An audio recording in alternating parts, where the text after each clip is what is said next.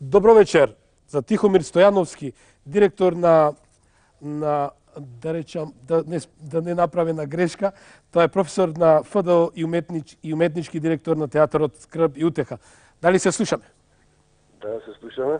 Очекував дека ќе ми бидете соговорник заедно да малку поразговарате со Цампарис, но дај Боже во една блиска иднина, верувам дека ме слушаат моите директори, сега не сакам преку телевизија, али екипата малце да се средиме технички, да имаме таа конференциска комуникација со моите соговорници, да направиме добра емисија.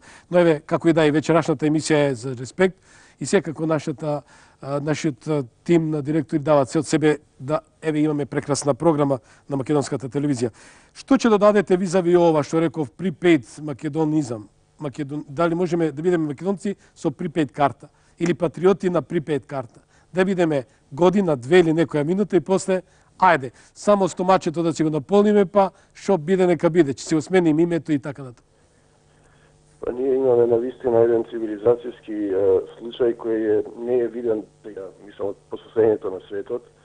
Имаме случај каде што европската цивилизација доведена во прашање со самото тоа што се негира постоење на еден народ и Македонија и македонците и од денеска во 2010 година да се негираат, навистина мислам дека не е некоја цивилизацијска доблест и дел од европската цивилизација.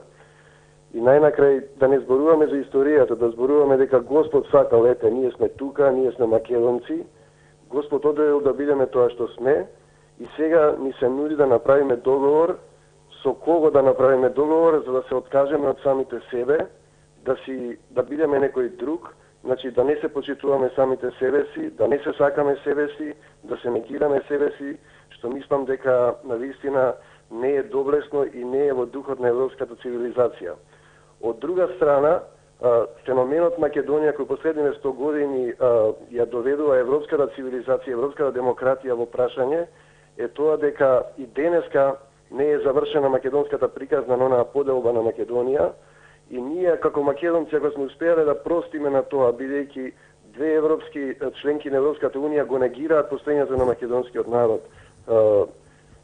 Како е можно, ако можеше, например, една Германија да се извини за злосторството во Втората светска војна од името на Хитлер, зошто не можат нашите соседи да се извинат за геноцидот што е направен во Егејско, во Пиринско и во другите делови на Македонија, за негирањето на македонскиот идентитет, и зошто не можеме едноставно да се укинат границите и да живееме како луѓе, браќа и пријатели. Но за тоа е потребна свест, потребно е почитување на различноста, почитување на другиот.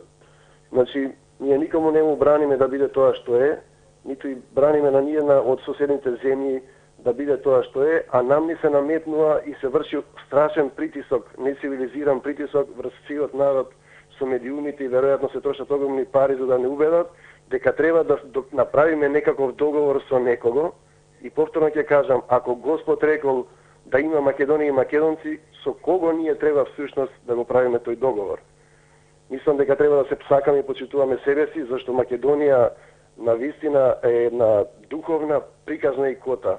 Македонија дава многу култура, многу духовност, таа е една богата историска цивилизацијска кота, не само наша, но секако народот кој себе си се именува како македонци да не се почитува, мислам дека е нешто што не прилега на Европа без граници и на тоа демократски обединет свет за кој ни зборуваат европските политичари. Така. Тихо, ти благодарам многу.